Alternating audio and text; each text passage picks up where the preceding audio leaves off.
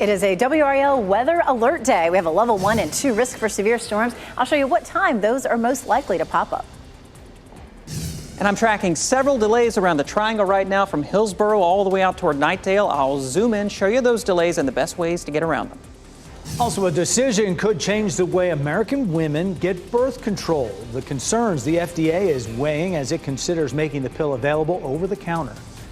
And we'll get an update today on some road projects in Raleigh. The reasons why the city says the cost of the projects is going up.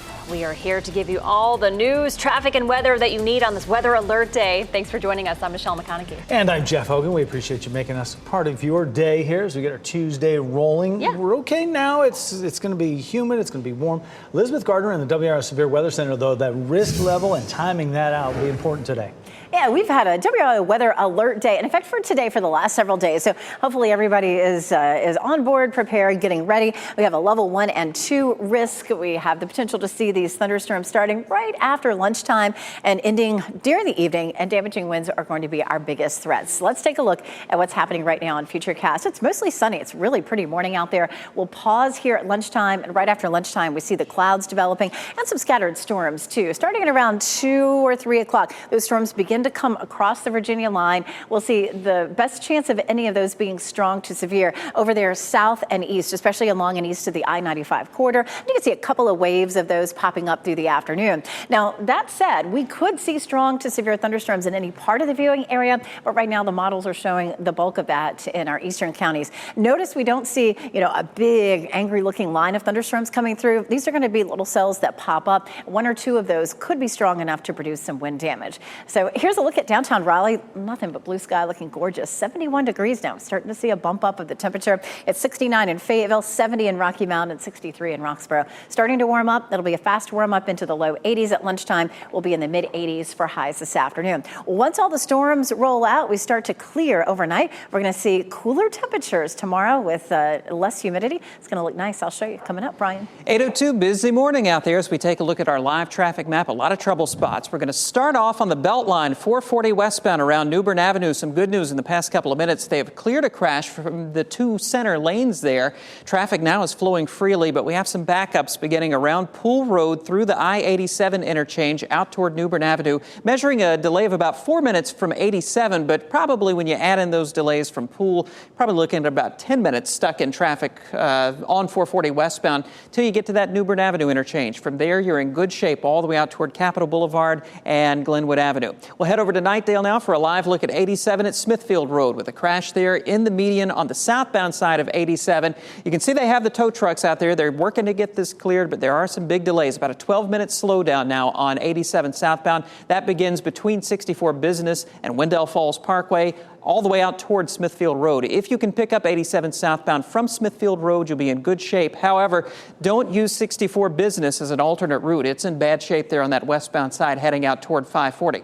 Taking a look around the rest of the triangle, we're going to head out toward the Hillsborough area where it looks like we have a crash on 85 northbound right there at the I-40 split heading into Hillsborough. Big delays begin all the way back toward the Alamance Orange County line. So leaving Mebane and Eflin heading out there on the eastbound side of 40 or northbound side of 85. I think this latest sensor update is wrong. You're going to be stuck in traffic a lot longer than 2 minutes. Consider using 70 as a good alternate route into Hillsborough from the Mebane area. On the south side of Garner, look out for a crash on 1010 Road at Old Stage Road. Big delays in all directions at that intersection.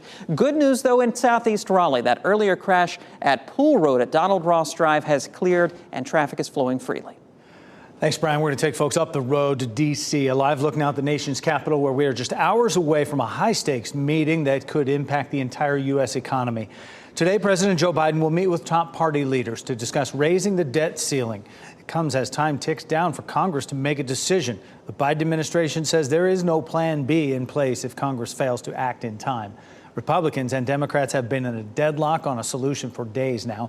Treasury Secretary Janet Yellen says she is reaching out to top CEOs in the U.S. to warn them of the catastrophic impact that could happen if the U.S. defaults on its debt. She says the default could happen as early as June 1st. Back here in North Carolina, Governor Roy Cooper is traveling across the state to drum up support for his effort to overturn a bill banning most abortions after 12 weeks. Governor Cooper says he will host roundtable discussions to talk about the effects the bill will have on the state. The first is at noon today in Mecklenburg County. He plans to hold others in the coming days in New Hanover and Guilford counties. Mecklenburg and New Hanover counties are the homes of Republican lawmakers that Cooper hopes to sway as he plans to veto the bill. He needs to get at least one Republican to uphold the veto in order for it to stand. The bill arrived on the governor's desk May 4th. He has 10 days to campaign for his cause before he issues his veto. Hundreds of millions of dollars are set aside to improve roads, sidewalks, and more in the city of Raleigh.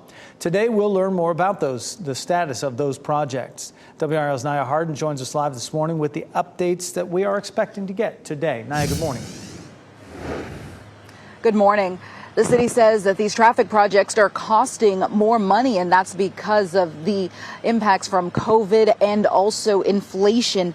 Today, the city council will hear about these updates when it comes to these projects. Now, this stems from 2017 when Raleigh voters had approved $206.7 million in bonds since the pandemic. The city says pressures from construction, inflation, and a very competitive market for staff and construction jobs has set back some projects. Money has had to be reallocated to close the gaps in other projects. The bonds approved in 2017 are supposed to widen streets, some popular ones, convert Blunt and Person streets downtown from one-way to two-way traffic, and add more sidewalks. City Council is going to be meeting at 4 o'clock this afternoon. Nia Harden, WRAL News in Raleigh. Nia, thanks. We also will learn more today about the future of $275 million worth of Raleigh Parks projects. City Council will meet today to get an update on the bid process and construction plans for those projects. The funding was approved by a bond referendum in last year's election.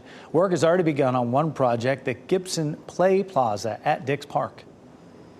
Breaking news in just the past few hours, Russian President Vladimir Putin opened a Victory Day parade on Moscow's Red Square. Speaking at the start of the parade, Putin said a, quote, real war has been unleashed against Russia. The parade features thousands of Russian army personnel in ceremonial uniform marching to the accompaniment of a military band. Victory Day is a celebration of the Soviet Union's victory over Nazi Germany. A birth control pill may become available over the counter for the first time in the U.S. An FDA advisory committee is meeting today and tomorrow to consider making Opill available without a prescription. The American Medical Association has called for allowing birth control pills to be sold over the counter, saying it could remove barriers and increase access to contraceptives. The push comes as legal battles about women's reproductive rights are happening across the country. The FDA is expected to make its final decision this summer. The man who shot and killed 8 people at a Texas mall may have posted pictures of guns and ammunition on a Russian social media site. Investigators believe these are posts by Mauricio Garcia on that platform.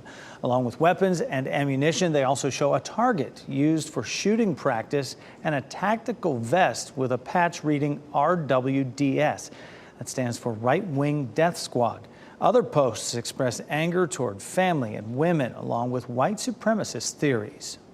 A Fort Bragg soldier is facing charges this morning, accused of soliciting sex from a special needs child. Liberty police say Skylar Navis agreed to pay a family member for sexual activity with the minor and then traveled to Liberty on Saturday to engage in the illicit activity. He's currently being held in the Randolph County Jail on a $1 million bond. Happening today, people living across Wake County will have the chance to share their opinions on how the county's money will be spent. Today's the first of 4 public hearings for the newly proposed budget. It's happening in Morrisville at Wake Tech RTP campus at 6 p.m. Public comment is open until May 19th. After that, commissioners will discuss the public's feedback to consider next steps for the new budget. Carolina Hurricanes hit the ice tonight looking for a bounce-back win in Game 4 of their series with the New Jersey Devils. The Canes dropped Game 3 on Sunday, losing 8-4. Coach Rod Brindamore said, what's done is done, and the team has to find a way to win now. Carolina still holds a 2-1 advantage in the best-of-7 series. Game 4 is in New Jersey, and puck drops at 7 o'clock tonight. WR's Casey Hintz is in Newark with the Canes. She will have live reports from the Prudential Center before and after the game. Coming up next, a new twist in the death of Alec Murdaugh's housekeeper, what he's now saying about the circumstances surrounding the fall that killed her. Plus a big premiere for the new show starring Ki Wei Kwan. how it honors Asian American, Native Hawaiian, and Pacific Islander heritage, and when you can watch it. And it is a WRAL weather alert day, a level 1 and 2 risk across our area. I'll show you what time the storms will likely pop up where you are.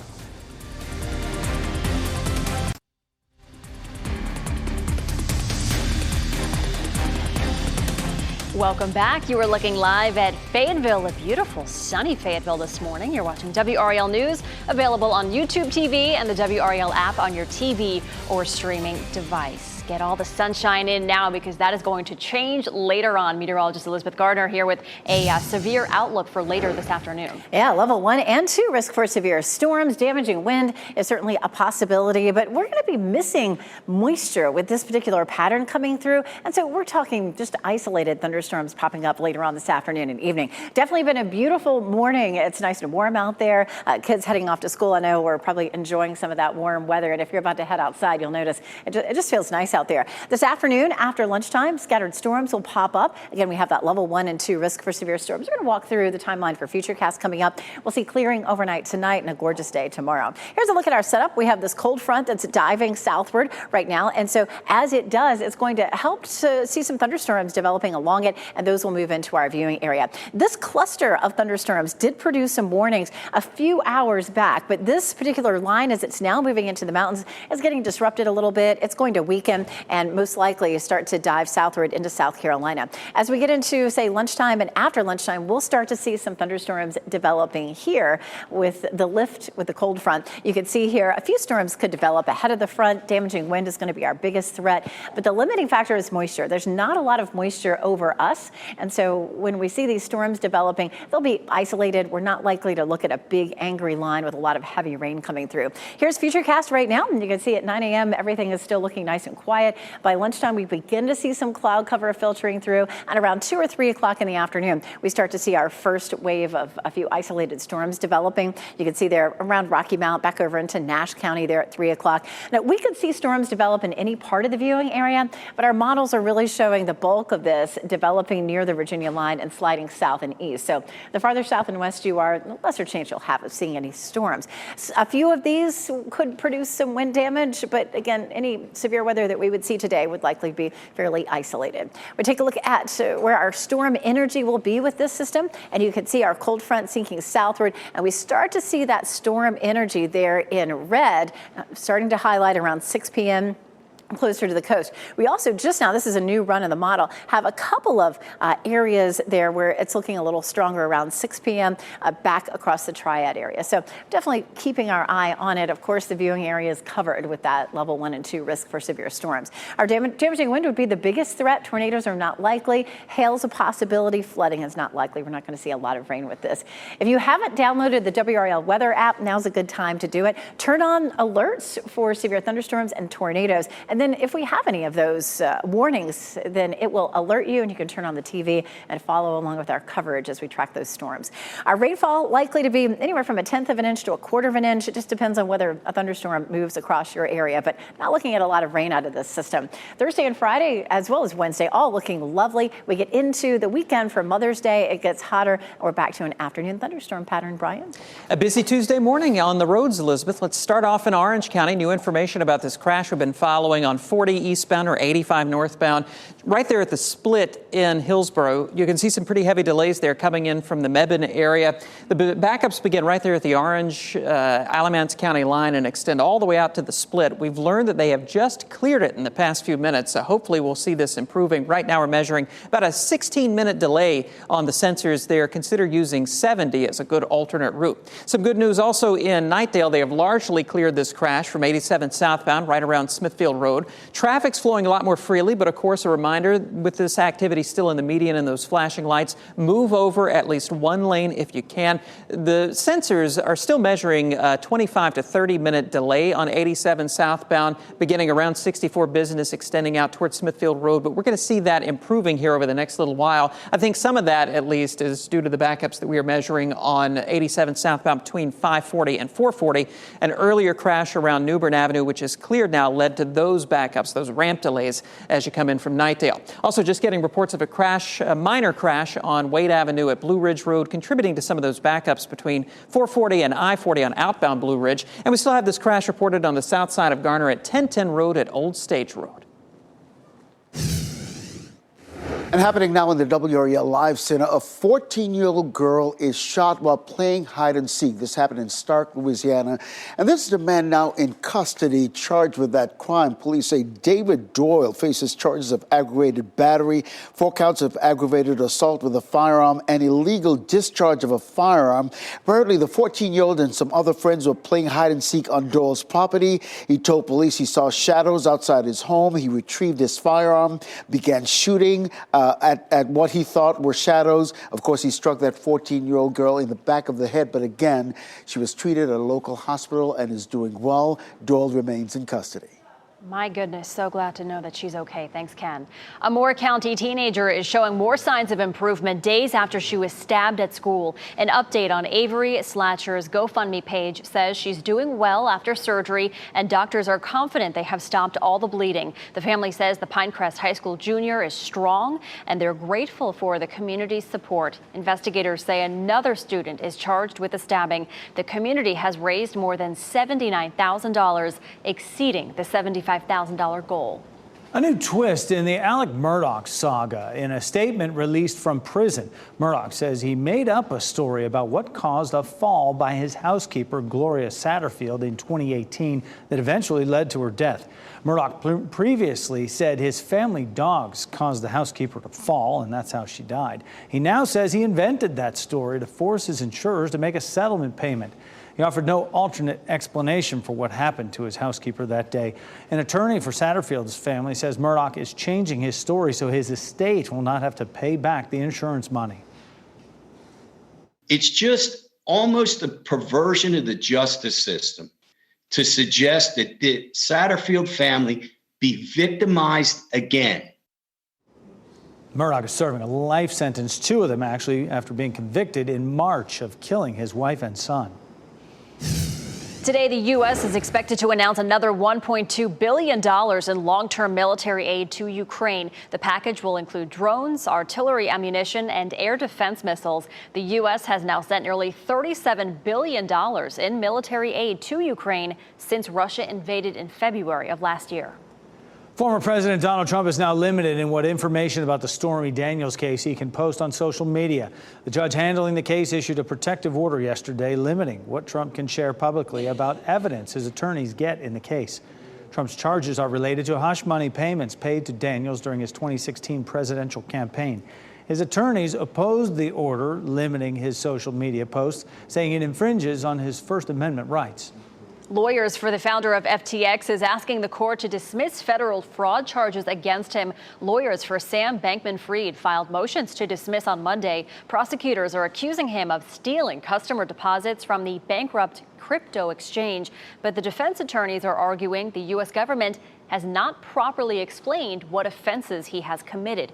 The next hearing for the case is set for June 15th, and a trial has been scheduled for October. If convicted on all 13 counts, Bankman-Fried could face more than 155 years in prison. The Raleigh Housing Authority says it's still working to get back to answers and resume its operations 6 days now after a cyber attack. The FBI, Secret Service, and National Guard are all part of the investigation. The RHA says its computers were hacked by a ransomware attack last Thursday. Right now, tenants are still unable to make payments online, so they have to do it in person. Food trucks may be given more room to operate in Raleigh. City Council's Planning Commission will consider loosening some restrictions on food trucks during their meeting today. One proposed change would allow them to operate closer to existing restaurants.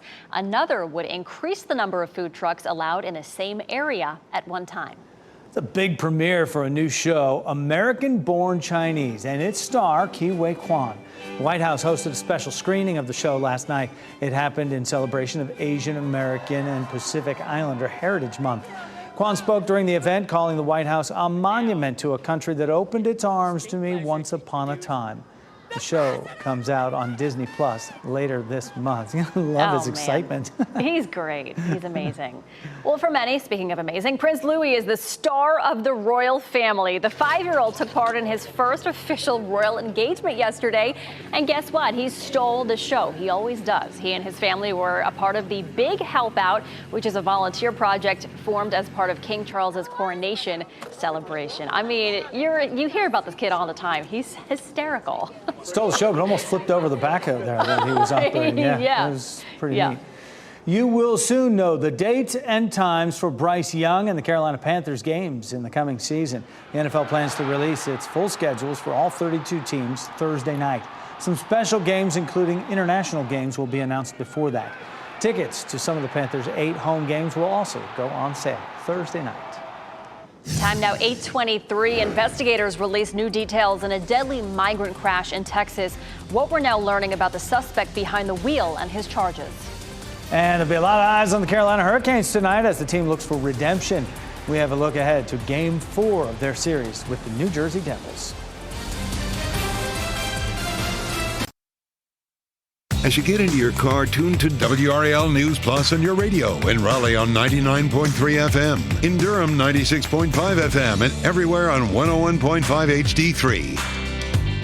Good Tuesday morning. Time now is 8:26. I'm Michelle McConaughey with your top stories. It is a busy Tuesday morning on the roads. Brian Schrader is tracking a number of crashes this morning, Brian. In Orange County and also in Wake County, seeing some delays because of crashes on our map. Going to start off with some updates from the Knightdale area. On 87 southbound, an earlier crash around Smithfield Road is cleared, but we have a fresh crash reported the past couple of minutes, blocking 2 lanes of 87 southbound right around Wendell Falls Parkway. So we're seeing some delays coming in from 64 Business this morning. Taking a look at the latest sensor update, about a 19-minute slowdown showing up on those latest sensor readings. If you can pick it up from 540, you'll be in good shape heading back toward the Beltline. Also look out for a crash at 1010 Road at Old Stage Road south of Garner. In Hillsborough, an earlier crash on 40 eastbound at the I-85 split cleared a little while ago. Still seeing a little bit of a lingering delay there coming in from Mebane, about a 9-minute backup. We have a WRAL weather alert day today. We have a severe threat level 1 in our western counties and it's a level 2 in our eastern counties.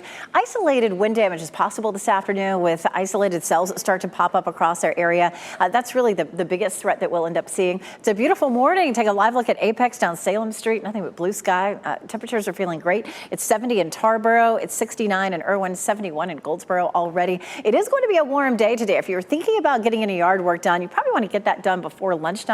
2 reasons. It's going to be hot this afternoon in the upper 80s. And of course, we'll end the day with some scattered severe storms. All right. Thanks, Elizabeth. City staff will share an update today on the status of more than $321 million in transportation projects. That funding was approved by Raleigh voters in 3 referendums between 2011 and 2017. Next on Fox 50, what's happening today that could affect how women access birth control.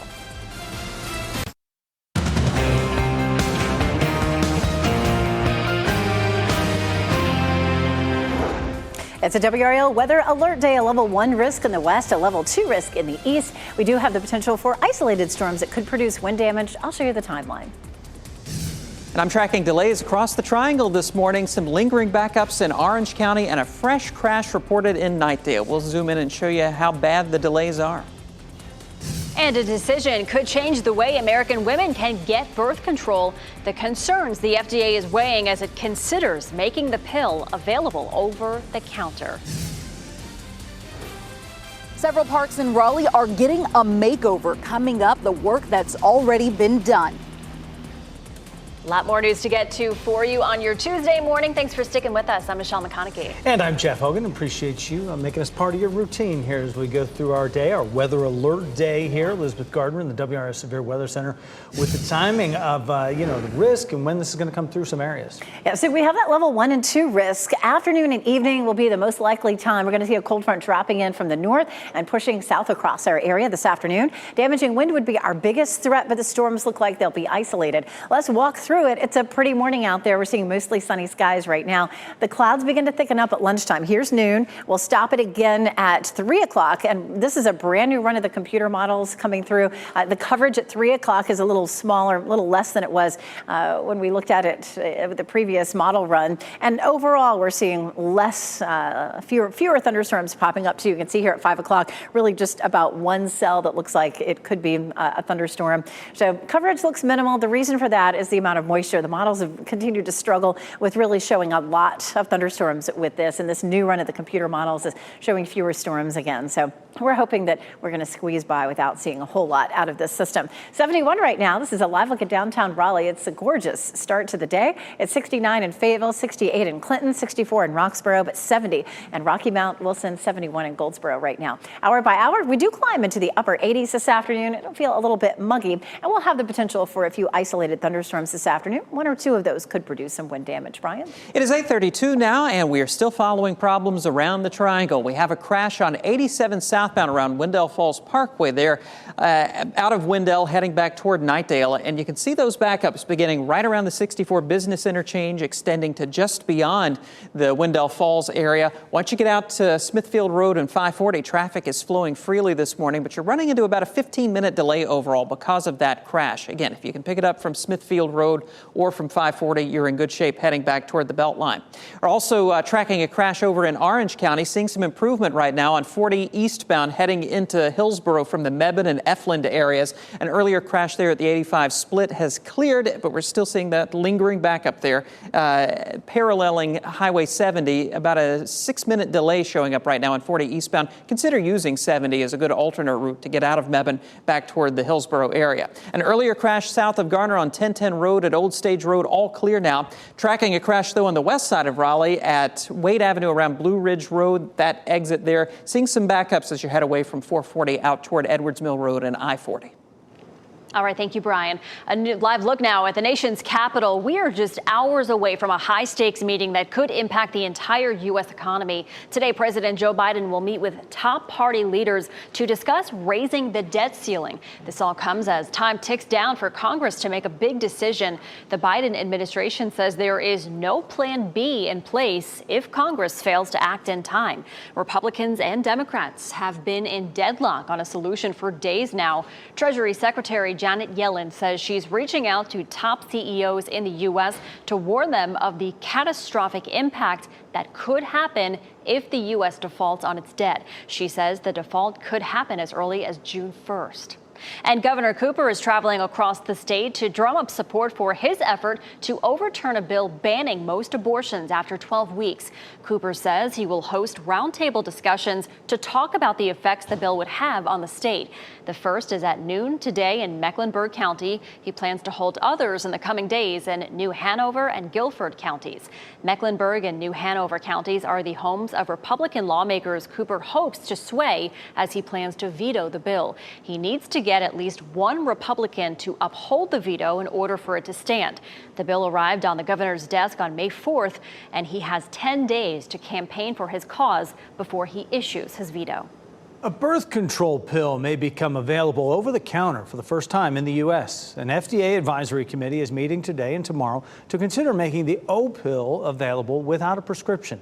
The American Medical Association has called for allowing birth control pills to be sold over the counter, saying it could remove barriers and increase access to contraceptives. The push comes as legal battles about women's reproductive rights are happening all across the country. The FDA is expected to make its final decision this summer. Parks all across the city of Raleigh are in line for major improvements. WRAL's Naya Hardin explains the update we're expecting today about hundreds of millions of dollars worth of projects. The first project has already started here at Dix Park, the Gibson Play Plaza. That's going to be complete in 2025. Today, the City Council is going to get an update on other projects. City Council will get an update on where things stand for about 20 different projects and what the next steps are. City officials tell me all the projects remain on track. They say COVID and inflation have impacted them, but no plans have changed. Last year, $275 million was approved for a parks bond referendum. It's a mix of renovation for parks and greenways and new construction. City Council will meet this afternoon at 4 o'clock. Nye Harden, WRAL News in Raleigh. Following breaking news in just the past few hours, Russian President Vladimir Putin opened a Victory Day parade on Moscow's Red Square. Speaking at the start of the parade, Putin said, quote, "A real war has been unleashed against Russia." The parade features thousands of Russian army personnel in ceremonial uniform marching to a military band.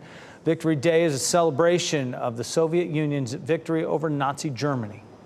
Today, the U.S. is expected to announce another $1.2 billion in long-term military aid to Ukraine. The package will include drones, artillery ammunition, and air defense missiles. The U.S. has now sent nearly $37 billion in military aid to Ukraine since Russia invaded in February of last year.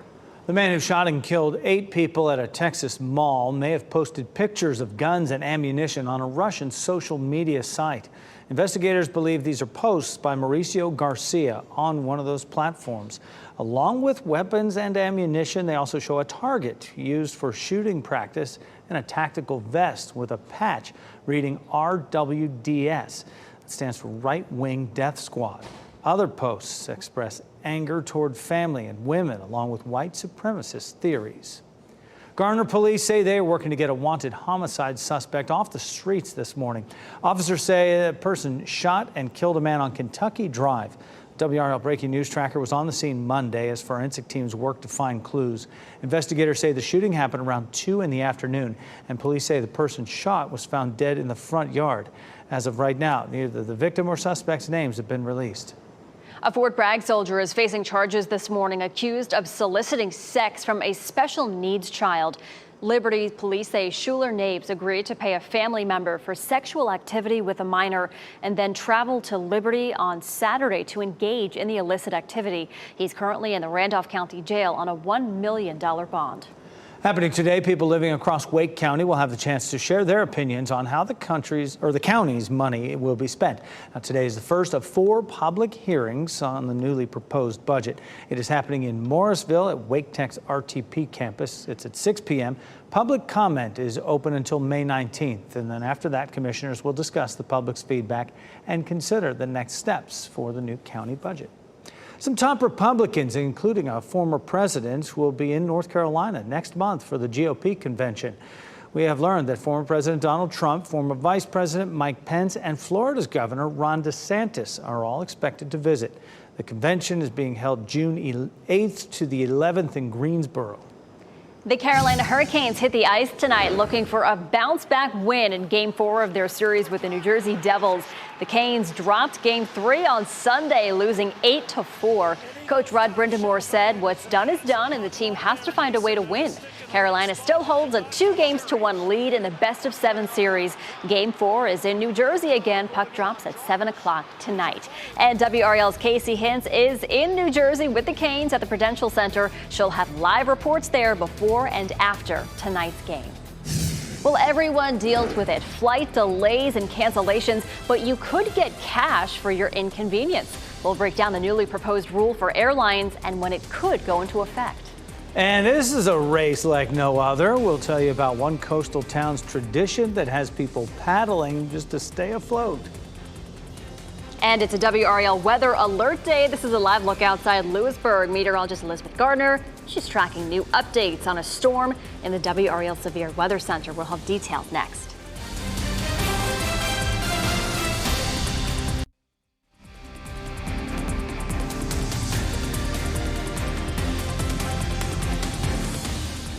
.43 is the time right now, your Tuesday morning. This is a live look at Zebulon. Good morning to you. That is just gorgeous right now. Blue skies out there. Elizabeth Gardner is in the WRAL Severe Weather Center, and we're looking at where these lines are drawn for a little bit later today, Elizabeth, much of our viewing area. Yeah, it's nice to see such a pretty start because we do have a WRAL weather alert day for today. A level 1 and level 2 risk for severe storms. Damaging wind would be our biggest threat today. We are missing one of the key ingredients for severe weather today. We need moisture, obviously, because if we're going to have a storm, we have to have moisture, rain, that sort of thing. Lift. When we have lift, it strengthens the storms. When we have shear or spin in the atmosphere, it creates windy conditions that can cause damage. And of course, we need the energy to make all this happen. And we're lacking the moisture for it today. And the models have been kind of back and forth about, how many of these little cells may pop up just because we don't have a lot of moisture. So we do have a new run of the computer model in this morning. Lots of sunshine to start with. That's 9 a.m. There's noon. Afternoon, we begin to see the clouds filtering in, but this run of the computer model shows fewer thunderstorms than the run previous to that. So we'll see the potential for an isolated storm to pop up. We could see one of those really any part of the viewing area, but it just looks like they'll be pretty limited. One or two of these could produce some wind strong enough to knock down a tree, but it just looks a little less likely with this particular run of the computer models coming in with this fairly light coverage of storms that we'll see this afternoon. So that's definitely good news. If you have not downloaded the WRAL weather app, now's a good time to do it while I'm reminding you. What you want to do is go into the app, find alerts, and turn on alerts for severe thunderstorms and tornadoes.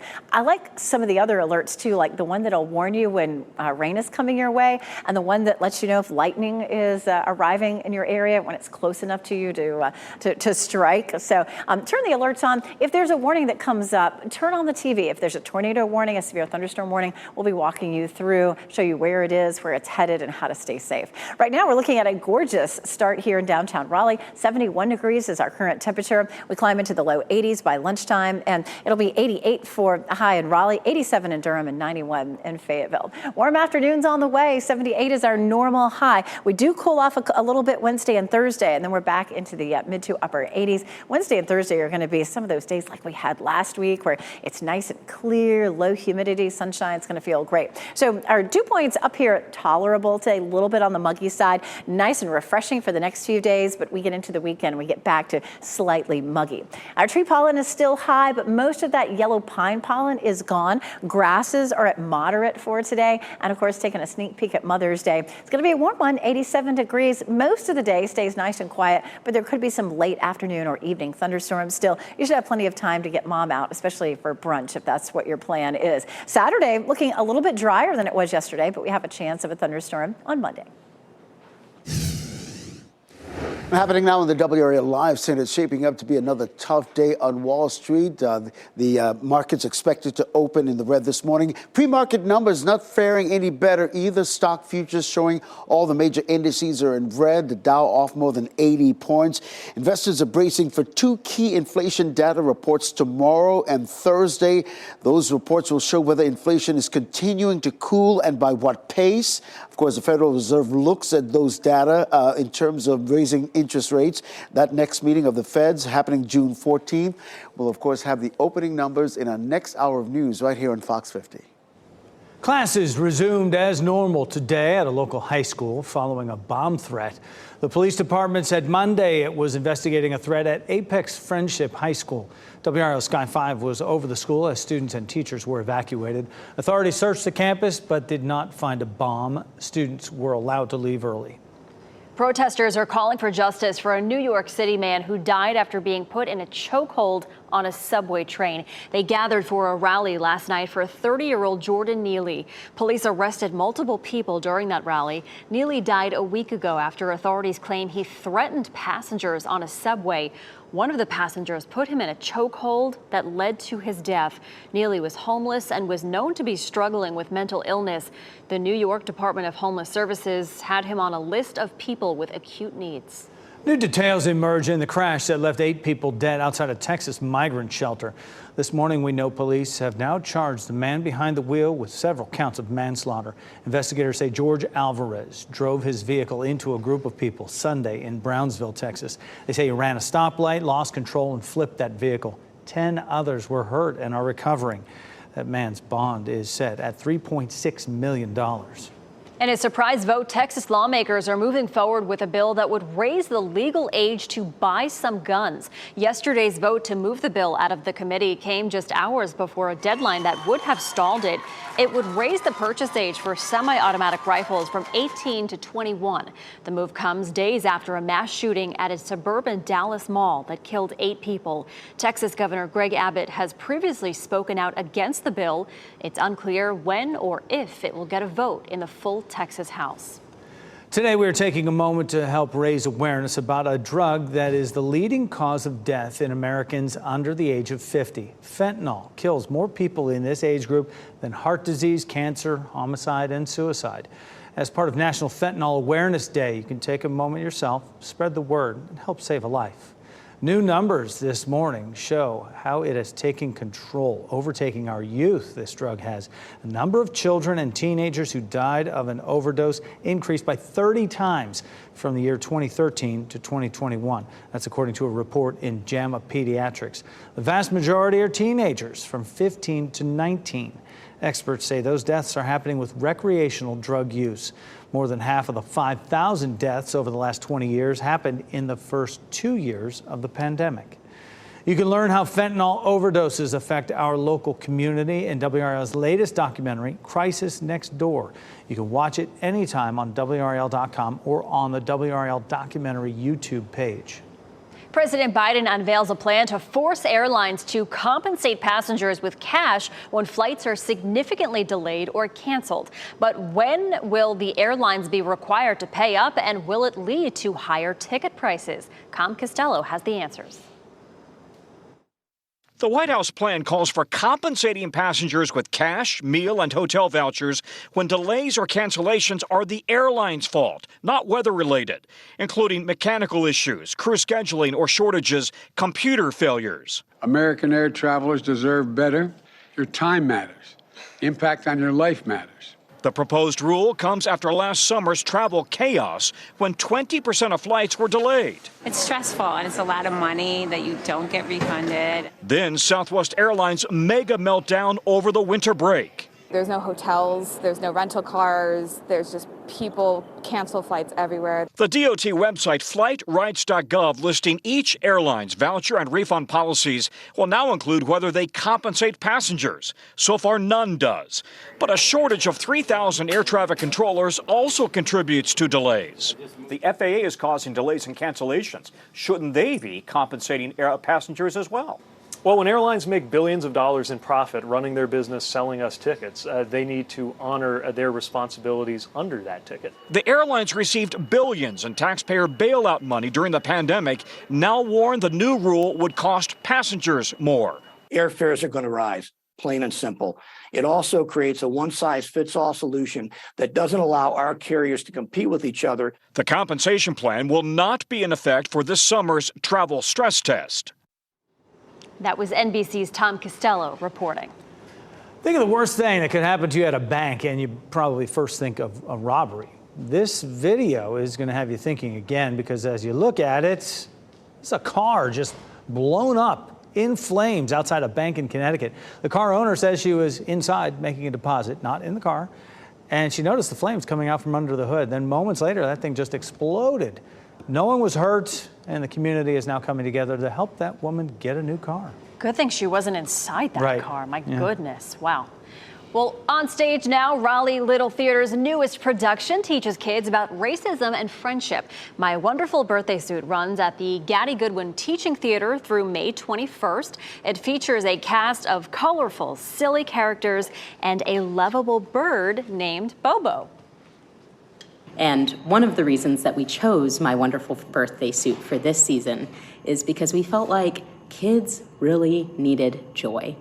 They really deserve joy in this time.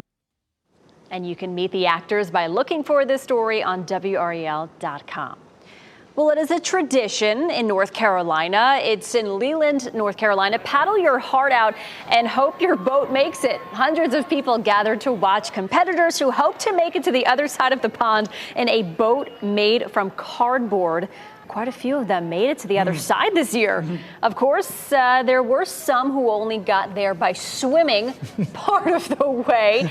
But you know what? Everybody's trying. Everybody gives it their best. It's cardboard, so it's, you know, it's not really going to float that long. I have a feeling that the slower you go, the more swimming is going to be involved in that. Cardboard's only going to hold up for so long. Yeah, before it disintegrates and sinks right to the bottom. It's a fun tradition, though. Yes. That water's cold, too. Yeah. Before we get a break, here are the winning lottery numbers for you. We will get another check on weather and traffic next.